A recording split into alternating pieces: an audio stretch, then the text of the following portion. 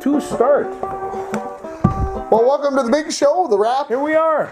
George Ringer, welcome to show about 43-ish, I'm going to guess. It just skims on by when you're having fun. It just skims right on by as we do this one. Yes. We're taping the show on Wednesday night. Thursday night's a little bit busy.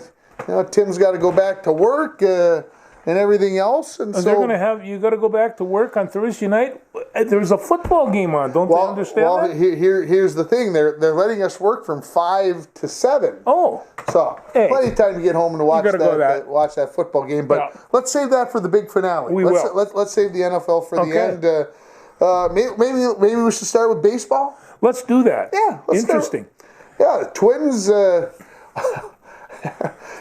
2020's been screwy enough.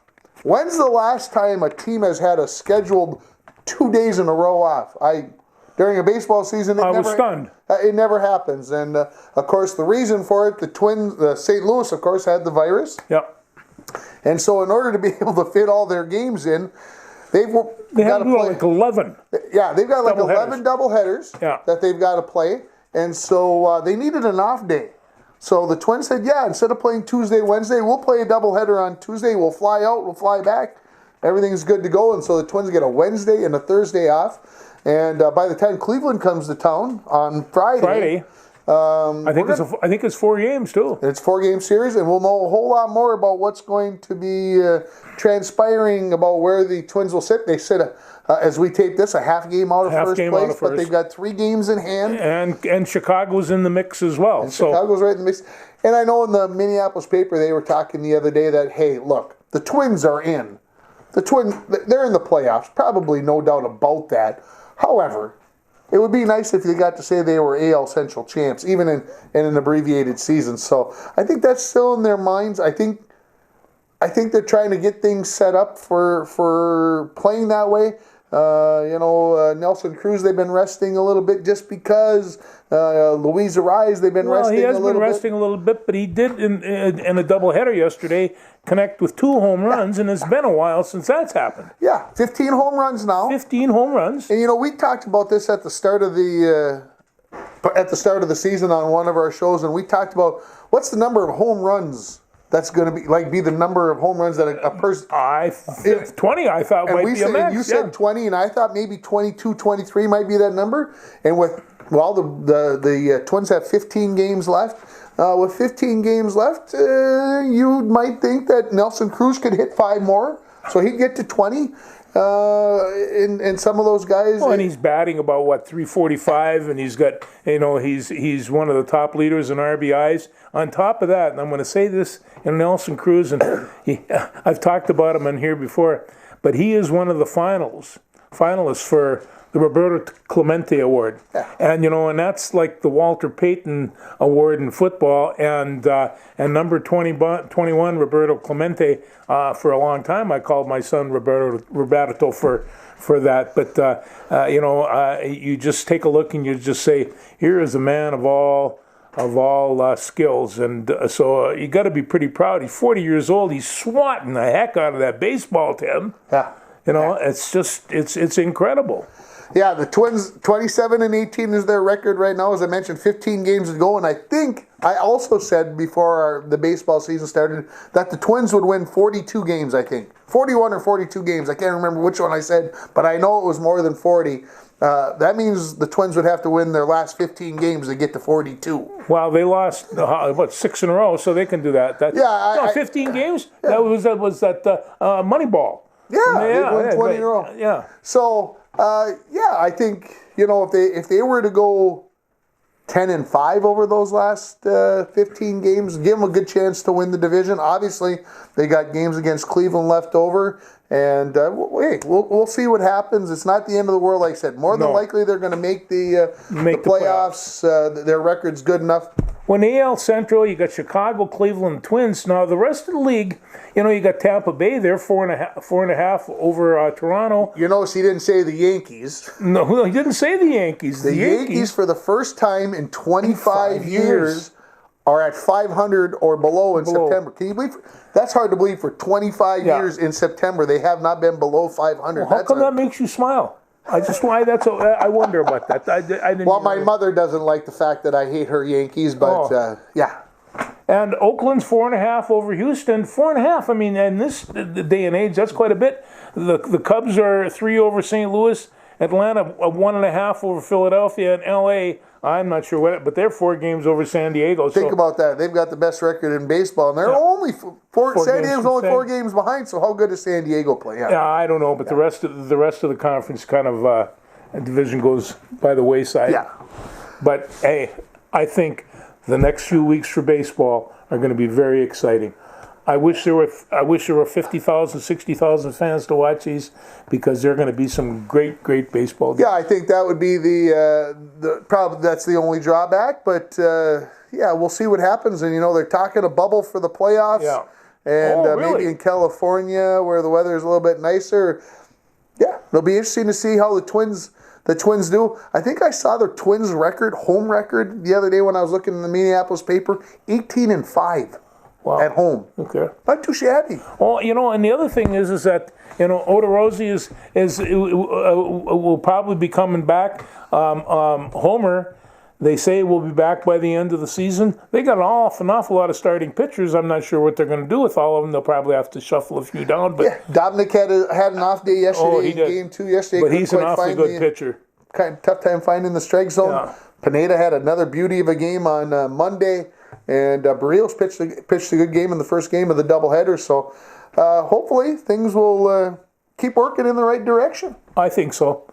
We'll see. Anyway, they're keeping my attention. Where would you like to go to next? You want to talk basketball? We can talk a little basketball. Let's talk NBA. Yeah. How surprised are you that the Miami Heat took care of the Milwaukee Bucks in 5 games? In 5 games? Yeah. Well, I am, except that the Bucks didn't really have their superstar with them at the end, and I didn't think that was going to go in 5. In fact, I'm not so sure that the Bucks wouldn't have been considered a toss-up to win the series. One of the announcers, I think it was on TNT, actually said the Bucks never regained the form that they had before the virus came. Yeah, I think you're right. Their defense never came back together. They lost their mojo. They lost their whatever. They couldn't find it again. And that's not usually normal for good teams. That maybe they'll go on a bad swing for a little while, but pretty soon they right the ship. So that worries me about Milwaukee, and of course. Giannis, is he going to head for greener pastures, he says more no, lucrative package? But places? It's one of the things where some of the sports gurus now are thinking it's time for a coaching change, and this possible. And so they're going to be taking a little bit, but Gianni's he's really a fine basketball player, and if you got to wrap your franchise around him, you could do a lot worse. You want to say anything about Jimmy Butler before we leave this series? No, go ahead. Well,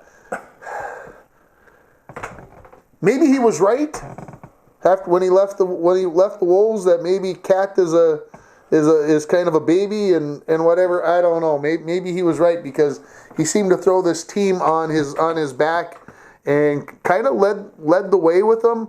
And I guess the other thing that I found interesting, I was reading someplace that they were talking that the Miami Heat have one of the toughest conditioning regimens in the NBA. I've heard that, yeah. And they were talking that they think that is kind of the reason why, once they've got inside the bubble here, why things have played out so well for them. They won 8 out of 9. They're 8-1 in the playoffs. And so, and I mean, I kind of took a peek last night at the Lakers game. Yeah. And King James, he came back with a vengeance.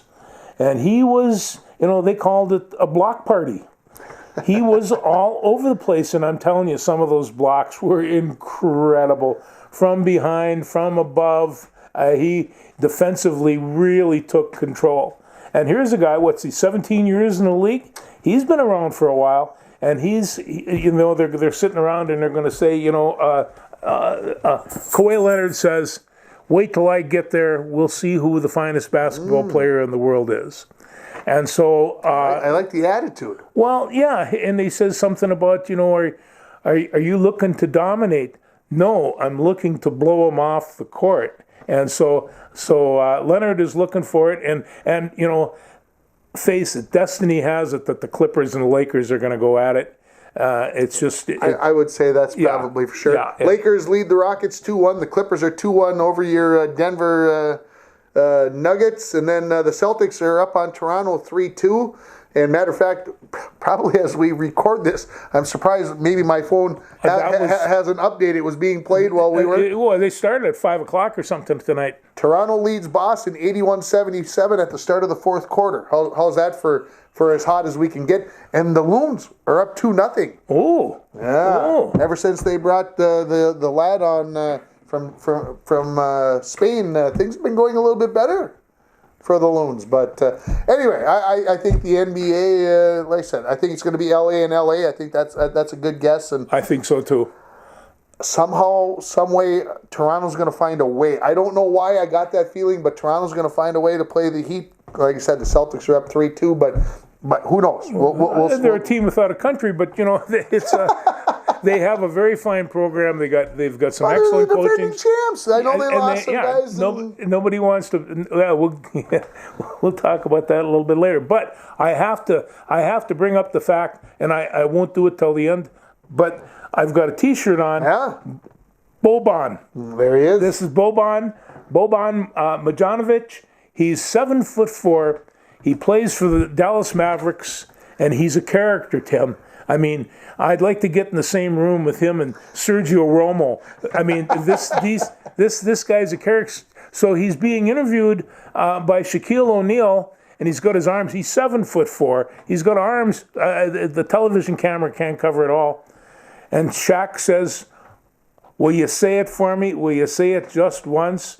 And everybody thinks he's Lurch. And so he says, "You rang." And then he laughs to beat hell. He just really, and Shaquille is laughing. He's laughing. It's all on YouTube or one of the sports programs.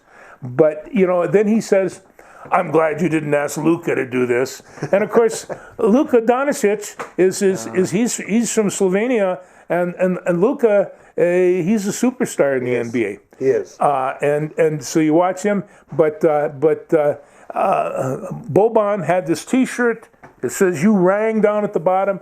But you see immigrants coming into this country from Eastern Europe, like my family. We didn't have anybody 7'4" or even could shoot baskets that well. But you see them come here and you realize America's still the light on top of the mountain, especially in the NBA. Absolutely. WNBA, the Lynx. Ooh. Tough loss last night. Loss. They were down in the first half, made a great third quarter, took the lead 70-67 over Washington, who came into the game 5-13. And the thing about Washington, what made them so dangerous last night, they were a game and a half out of making the playoffs. They basically got a win out here have a chance to win. They played like it in the fourth quarter. The Lynx lost 89-86, and so tomorrow night is the season night.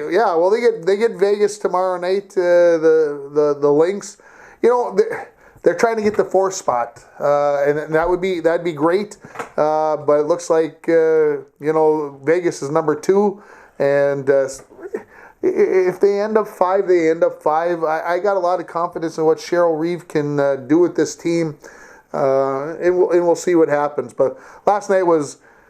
They played so well in the third quarter as far as scoring and getting back and taking the lead. And then they went on, I think, like the first 4.5 minutes. I think they only scored like 2 points. And it was just kind of like that happens in basketball. Yes. So we'll see what happens. Yes. NHL, Tampa Bay. Oofta. Did they look good over the Islanders in an 8-2 win the other night?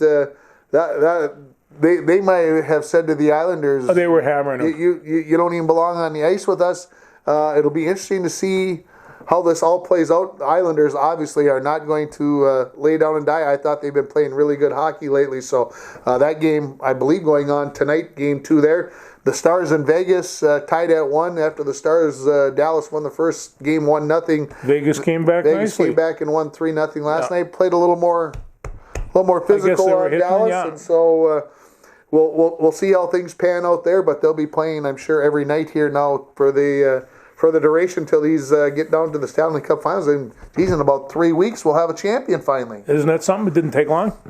But all I hope is it's not Vegas. Anyway, that's all I got to say about that.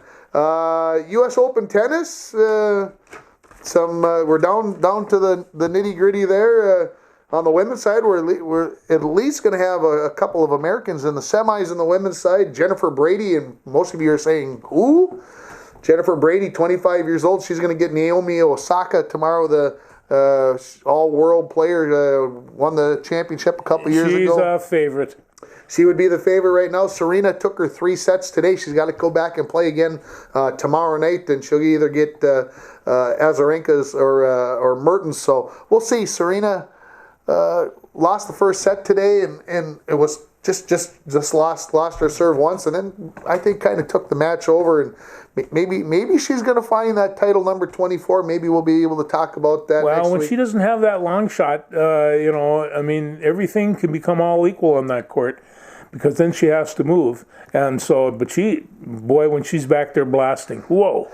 And of course, on the men's side, probably the biggest story of the week was Novak Djokovic and his unfortunate incident. Those of you who have played sports, and especially those of you that have played tennis, maybe not competitively like these guys, but you've played tennis and you kind of take the ball after you make a dumb point and you smack it back at the fence. Well, Djokovic did that, and unfortunately, he hit the referee square in the throat. Put her right down too. And he tried to stay in the match and whatever else. The rules are pretty clear, and that was the right call. He had to be defaulted from the tournament. I think it was the right call, and we'll see how it happens there. A couple of Russians already into the semifinals for the men's side, and then the guy who Djokovic was playing, Pablo Serrano Busta, I think is how I know I'm probably butchering that, but he came through in 5 sets this afternoon, so he'll get Zverev on one side of the semis, and I would guess Dominic Thiem will come through tonight. So anyway, there's always a dark horse. I mean, he shouldn't have been there to begin with. Yeah. There he is. And there he is. So U.S. Open tennis going to wrap up this weekend, and it's always a busy time this time of the year with no basketball, no hockey usually, but you've got the baseball races, and then you've got the pro football, you got college football, and you got U.S. Open tennis. And fortunately, we've got some other stuff in there, and not so much of the college football, just because most everybody's not playing. But ought to be fun there. Did you get to watch the Kentucky Derby on Saturday? I did watch the Kentucky Derby, I missed it. And I also watched Army play Middle Tennessee State, which was pretty amazing. They beat them 45-0, and their vaulted Army ground game is back with a little bit more passing. No? Yeah, a little bit. Well, Navy's going to have to go find something. Navy's going to have a rough go this year. I tried to watch a little bit of that. Yeah. I just couldn't. 55-3 is not my cup of tea. No, I would have had to switch it over. Of course, when I watched Army, I kind of enjoyed that score. It was lopsided. But at that point in time, generally what Jeff Monk does is put in an awful lot of people. I mean, it's not beyond him to have 11 or 12 running backs carry the football during a game. And so you just kind of want to see who he's got picking up. The guy he is at quarterback right now, I believe he's from New York, but is Christian Anderson, and he's a sophomore, and he played a little bit towards the end of last year. Very good feet. Good command of the field, great eyes, and he can throw some of those angle passes that we love so well. Sure. Yeah. Well, I was at my parents' on Saturday, and when I got there, my mom was watching Game Show Network or something, and she says, "Do you want to watch college football? There's a couple of games on," and I'm like, "Yeah." I'm beginning to wonder if I need to get in and see like a psychiatrist or something, because something's not right. It'll pick up. I can't get into it, and maybe it's till the big boys. I mean, it just doesn't seem. Do you think you'll spend any time on Sunday watching the Vikings? I probably will watch the Vikings on Sunday. After that, I don't know Well, let's move into it. A couple other things before we get into the NFL and we talk about that, because we're all anxious to talk about that. Authentic did win the Kentucky Derby. He did. Pretty much wire to wire. He did. Almost. I was thoroughly impressed. Tis the law. Could not catch him. Could not catch him. Try as they might. Cross country, Bronco cross country teams and the girls swimming team will both be in action on Thursday. I know you'll probably not see this until Friday, but they were in action yesterday or this past week, and the girls will actually be at home for their first swim meet, and I know that's going to be on KCC TV, I believe. I know the radio station is carrying it. I don't know if it's going to be on KCC TV, but I believe that it is. If not, it at least will be on replays over the weekend, so you can look for that. And of course, the Bronco Football Classics. If you're watching us here on Friday night on KCC TV. This is a good one this week. This is a pretty good one. And can I say maybe some people would argue the best Bronco Classic football game of all time? I can't argue that. I knew those guys well. And by the way, one of those key runners' birthday today. You must know that. Yeah, I posted that out there on Facebook today. Mr. Mike Manasseh's birthday today. That was one of the things to mention. And Mike, a prominent role in the 1993 state quarterfinal game at Hutchinson. That's the Bronco Classic game that will be on this week. So that'll be on KCC at 7 o'clock. And of course, you can search for that on YouTube starting on Friday night. Darcy had it just about spot on at 7 o'clock. I think it was like 7:03 that it uploaded, and she got that up there onto YouTube. So this week's game, you can look for it. Search for KCC-TV. And I know I saw Alan Yuso at the school today as he just moved into town. And I said, geez, did you get to see the Bronco Classic game from last week? And he's like, no. He says, but when you get that 93 game on, I'm like, how about this week for you, Alan? So that will be the game this week for everybody to take a peek at. So let's move to the NFL. Yeah, we'll probably take a little time on Sunday to watch the Vikes.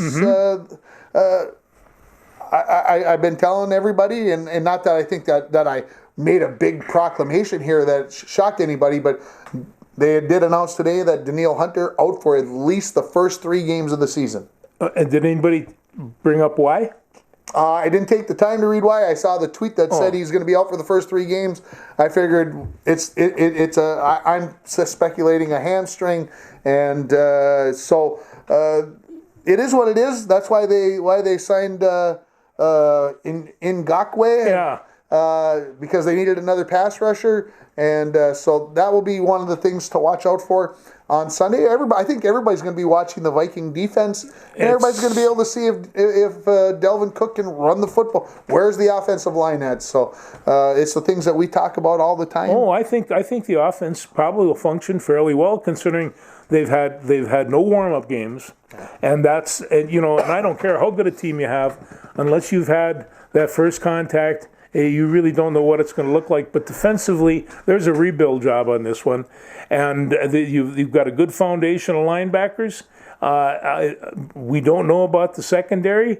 They've got 3 rookies that they have as defensive. Now, what they're going to do with that, I don't know. I think that they still might try to find a corner man before they're done here. But yeah, we'll see how things go. They've got 11 defensive linemen. I mean, and you're running short of safeties. That's not good. No, that's for sure. I agree. I think you're going to see some ugly football on Sunday everywhere. Yeah. It's one of those things that you're going to see.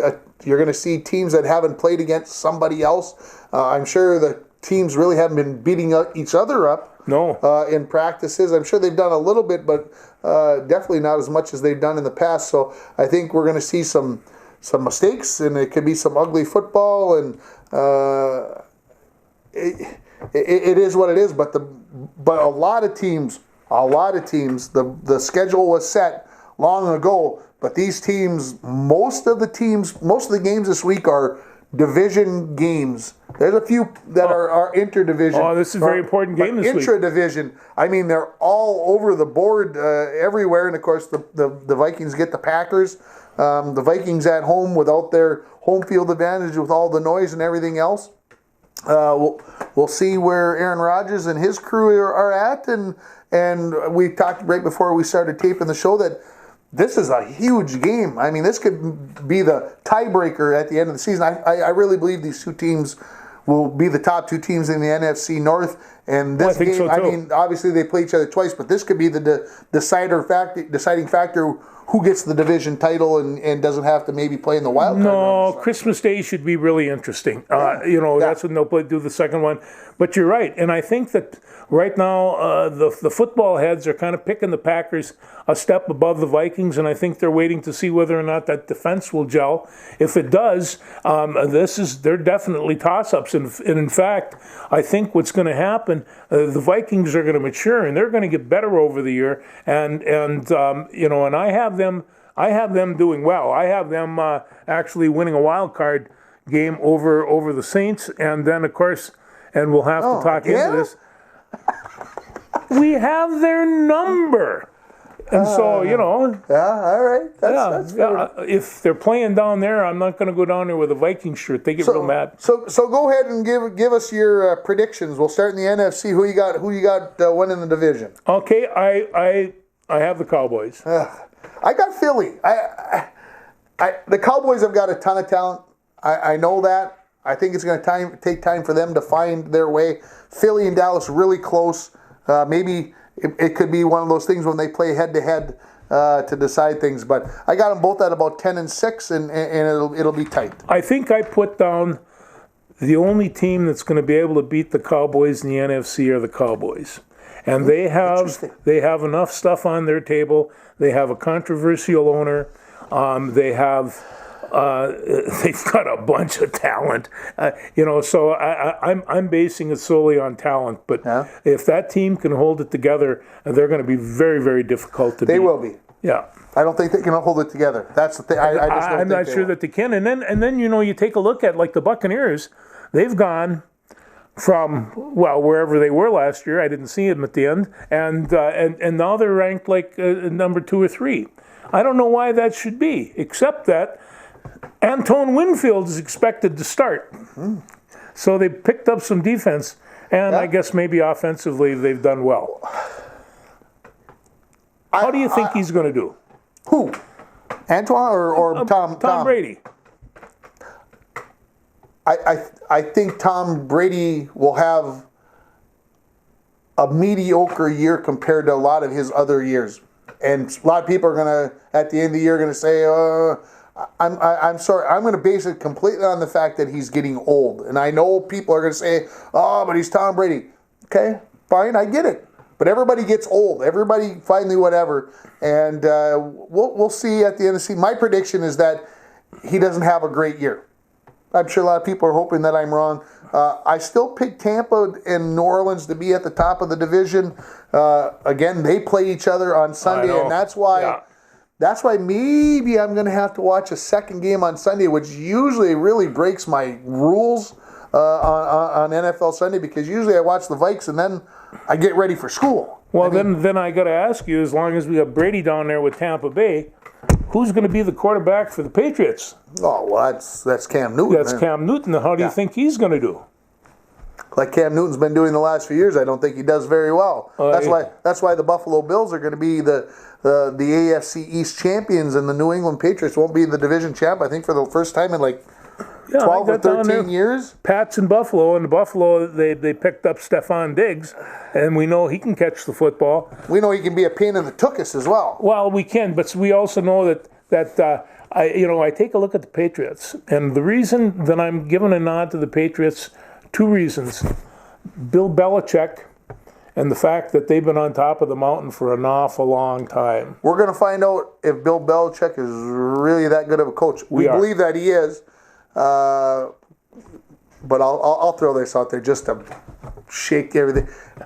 How did Bill find a way to cheat over the summer? How did he figure out another way to bend the rules just enough to give him an advantage? Let's finish up the NFC though. Okay. Who you got winning the NFC West? I've got the Seattle Seahawks. I just looked at all the information I had there, and I'm not sure San Francisco is going to be the team that they were this year. Okay. Even with George Kittle getting his bajillion-dollar cut. I love George Kittle. I think he's the best football player in the league.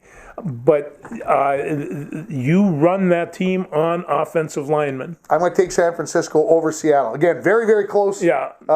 Injuries obviously can do that. We started in the AFC. He's got New England. I got Buffalo. I got New England in second place, so we got them reversed. How about in the North? Well, I've got the Packers and the Vikings down. In the AFC. In the AFC.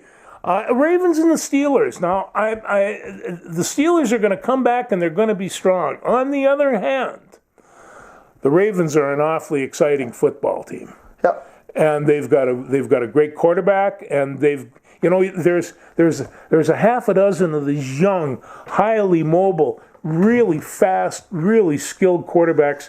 Whoever's going to win the whole ball of wax is going to have one of those guys. And that's. So you're saying San Francisco doesn't have a chance to win it because they don't have that. They got Garoppolo, so they don't have a chance. No, I'm not. You're saying New Orleans can't possibly win. How about Dak Prescott? Where's Dak Prescott? Is he a mobile quarterback? He is. He is. Okay. Yeah. And besides, it's one of those things where if we had to rate the quarterbacks, Dakota Prescott would have to probably come in number 2, but I'm not sure that he'd be down at number 3. It's just, he's got an awful lot of skills. And I'm not completely sold on him yet. He's still well, I know they talk about winning the big game. He's making $31 million this year and hasn't won a playoff game. Scary number to me. Yes. But it is what it is. I mean, that's what quarterbacks get. AFC South, I got Houston and nobody else. There's nobody else even in that division even worth discussing. They get it by default, I feel like. I see you got the Colts. Well, I did because I think the Colts are going to improve quite a bit, but I have the Colts / Titans because that's a coin flip there. Okay. Tennessee Titans have a very good football team, and I'm not sure what they have at who's going to be their quarterback or anything, but I know they got a really dandy running back. And they know they can beat the New England Patriots. Yes, we know that they can beat, and I have to admit, I mean, I watched them beat New England last year. Did you enjoy that game? I did. Yeah. Well, and I shouldn't discount the Tennessee completely. It's just the NFC South or the AFC South usually has been a 9-7 division winner, and then in the West, of course, you got the Chiefs. I got the Chiefs. The Chargers, we'll see. I've got them in second place, and so those are the 7 teams. The Chargers got some things to sort out, but that's not to say that they don't have the equipment to do it. They had a good team last year, and they've been building. Seems like they've been building for a long time, but who's to say they won't come up with they might come up with the goods to make the playoffs. So, all right. So what? I didn't get quite as detailed as you did because all I did was pick an NFC champ and an AFC champ. Well, know those wild card games, they can be pretty good games. Huh? And so, like, if I took a look at, the Seahawks, I have them over the Packers, the Bucs over 49ers, and the Vikings over the Saints. Now, whether or not they even comes out to that, it's hard to say. But, absolutely. But that would be the way to go. And I'll tell you, it's one of those things where the Vikings always seems to have this ticket with New Orleans. They always seem to have that ticket with Cowboys, too. And so, and what happened last year? Well, they went down to Dallas and beat up those boys pretty good. And then what they do a little bit later? Well, they went to New Orleans, did the same thing. Yeah. And so, it's like you got to give a lot of respect for these teams, and they are great teams and stuff.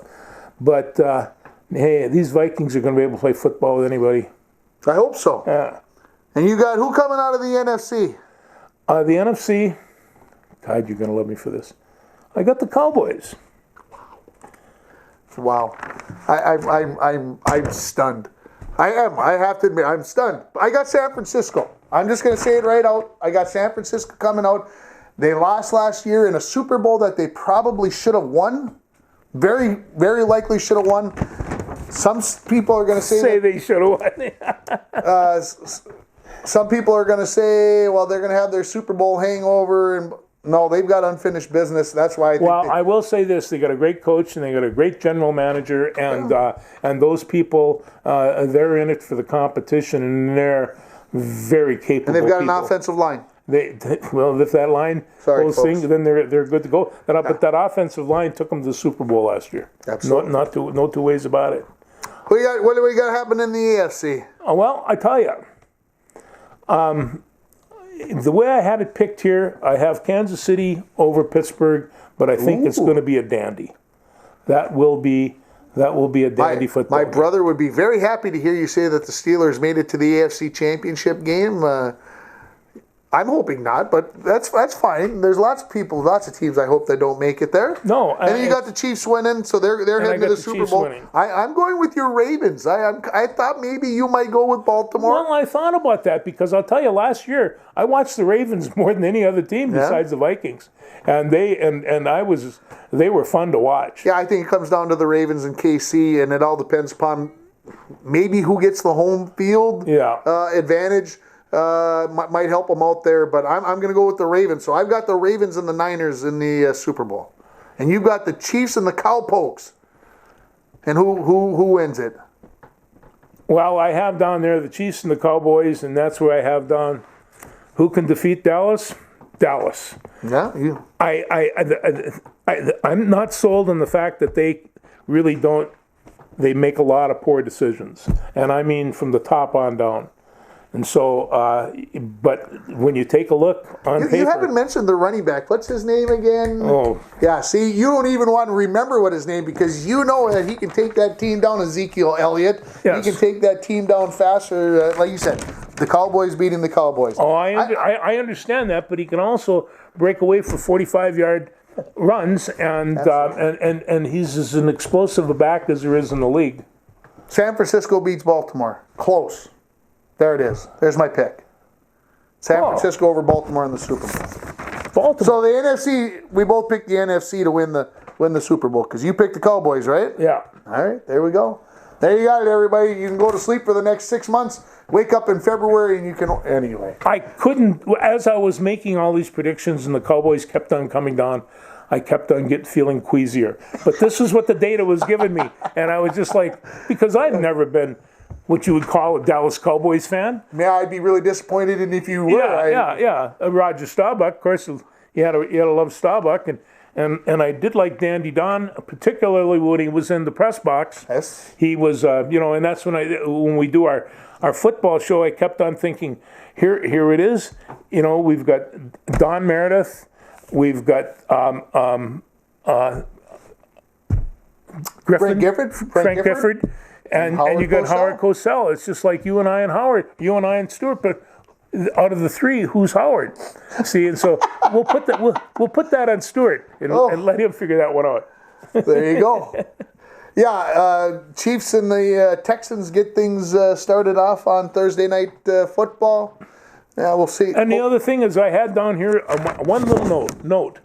Houston's a dark horse, could change everything. Okay. They have, they got a great quarterback, and they've got a great defensive end. The Texans decided to invest a little money there in Deshaun Watson earlier this week. I think they about $160 million they added onto his contract. Well, Watson, Jackson, Mahone, Prescott, they're all kind of in the same buggy. So let's see how they do. But yeah, no, Deshaun Watson's a great quarterback. It'll be interesting. Like I said, the NFL season will be an interesting one. Yes. And I think the one thing that we haven't talked about with the NFL, but we've talked about here, how does the virus possibly affect this season? Because we saw how it affected baseball with the Marlins and the Cardinals. We haven't had the NFL, obviously not in the bubble. They're playing, trying to keep guys safe. And then all of a sudden you're going to start crossing paths. It could get complicated. And like they're talking about bringing colleges back. Well, a D2 kid died yesterday in Pennsylvania. I did not hear about that. This is the type of thing where we really don't know what we're doing here because we've never had to do this before, and we get a little bit antsy. But this is a very dangerous disease. And the reason why I say it's what baseball teams ain't go play doubleheaders. That's easy enough to do. Let's just play 14 innings. Let's play 2 7-inning games. What if you? Let's just use the Vikings. Let's say the Vikings, after they play the Packers, all of a sudden come up with 3 positive tests, and they're supposed to go to Indianapolis the following week, Ooh. and all of a sudden they can't go to Indy. Okay, so now Indy loses a game, the Vikings lose a game. Well, now how are you going to make that up? Because you don't play doubleheaders in football, and all of a sudden you're trying to move games to third. All of a sudden teams are playing Sunday, Thursday, Tuesday, Sunday, or something. Like the high school, they make the high school teams at the end of the... Can't we make some kind of prediction that this is actually going to happen? I mean, if we said they're going to go through this whole season and there's not going to be any virus infections, I think that would be dreaming. That would be dreaming. So to me, all of a sudden, what do you do when you get to the end of the season? Do you have an extra week at the end of the season so that you can... or do you play during the bye week? These people are getting tested every day, and that's the key. So as long as they can keep on doing that, I think they're going to be all right. But it's somehow or other, this virus finds a way, and it's and besides, they're going to start making contact, and all kinds of things go flying in the air. Yeah, it's going to be interesting. We actually had our football meeting tonight, and PCA has announced that they are going to be able to buy us eye shields and mouth shields for the kids' helmets so that we can be a little safer. So thanks to PCA, I'll say that right here, and pretty cool that we're going to be able to have that type of precautions to help us to keep our kids safe when we start practice on Monday the 14th. And I know we had talked about the fact that we were hoping that we were going to get to go to the stadium and open it up and people could come watch practice, but the State High School League said, no, you can't do that. You can't have scrimmages, you can't have practices with people in the stands. That's a no-no. Now, if you wanted to come park in the end zone in your car, I don't think they can stop you, folks, is what I'm trying to say. Anyway, stay tuned on that. What are we going to finish up with? What do you got? This is the deal. 60th anniversary of the Minnesota Vikings, and there's 2 counts I want to make on this. Number 1 was 60 seasons for the Twins as well. Yes, 60th season for the Twins. I had the jersey. I didn't get a Vikings one. I felt kind of bad for that, but I wanted to bring up the very first Minnesota Viking to sign up was none other than our own Frank Huso. And he played in the first game. They had played a couple of preseason games and had played pretty well, but they knew that they were a young team coming out. And the first game that they played was against the Chicago Bears, George Halas and the Bears. And they took them to it in Minneapolis, and the Vikings took it to them. I remember all the kids were talking about it the next day because the Vikings beat the mighty Bears and beat them up. 37-13, I think was the final. I think remember, was the final score, and so I. Why those silly things remain in my brain? I'm not sure why. 37-13, and that was September 17th, 1963. It had lost all its preseason games, but that didn't matter. Rookie quarterback Fran Tarkenton threw 4 touchdown passes, and they beat them up. But I would have liked to have had an opportunity to talk to Frank. I read a little bit of his book, and he talked about Norm Van Brocklin because I've heard both good and bad things about Norm Van Brocklin. He also told the story when he was with the New York Giants.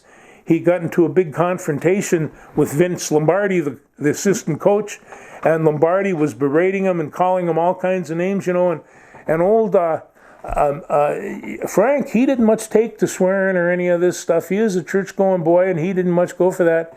And he got mad, and Lombardi said a magic word. Frank took after him. And as the story went, nobody had ever seen Lombardi move that fast. But his team pulled him down, and he went to the locker room, and he says, I sat back there thinking I better pack my stuff because rookie linemen don't go chasing coaches. Yeah. And pretty soon Lombardi sat down and apologized to him. Oh. But you see, these are the types of stories that Frank has, and he's told me several of those. Yeah, we wish the best. I know Frank health declining, and so we we wish him the best, and hope that he can recover, or at least be in a comfort zone as his health declines. But when you read his story, he talks about living in International Falls, and it's a good story and all that. When he writes about playing football, the joy jumps out of his page. He loved playing the game, and he was very good at it. And so, it's when you see that, you just think, yeah, he was one of a kind. Good football player, better guy. Great guy. No doubt about it. We say that a lot on this show, but I mean it when I say it about somebody like that. Frank, humble and enjoyed being a football player and an ambassador for the Falls. I really think he did. And Jerry Reichow was talking about the Vikings, and he says they'd show up at Bemidji, and they'd stay there from mid-July all the way to September. So it was like 6-7 weeks. And he says we needed that time. We didn't work out all year long. We had to have a job. Nobody made that much money that they couldn't that they could live off of that. So they all had jobs, and they all had summer jobs. They had to get away from that, and I think that they enjoyed getting away from their summer jobs and getting to camp. And then, of course, there's numerous stories about, this is Norm Van Brocklin's camp. Something's bound to happen. So, I'll tell you, it was a good time to be around here. I remember seeing him in 1964. I went down to watch a Vikings practice, and I stood next to Tommy Mason, and he held a football in his arms, and his forearms are so big you could barely see the football. And I look at the guy, and he weighed maybe 200, 210 pounds, but he was really pieced together. Sure. And just, what a guy! Now that was a great Hugh McElhenney, George Shaw. There was some really good some characters football teams there. Mel Triplett. And as the description goes, that was a time when you had a quarterback, a fullback, and two halfbacks. And instead of cornerbacks, you had a halfbacks there too. Sure. Yeah, exactly. You're right about that. Yeah. So. Anything else? No, that's kind of what I got. But I wanted to make sure that we got in, because we're going to need that 60th anniversary karma. We got a tough season ahead. The big one is going to be on Sunday against the Pack. Yeah. And so, hey, we've been waiting for this for a while.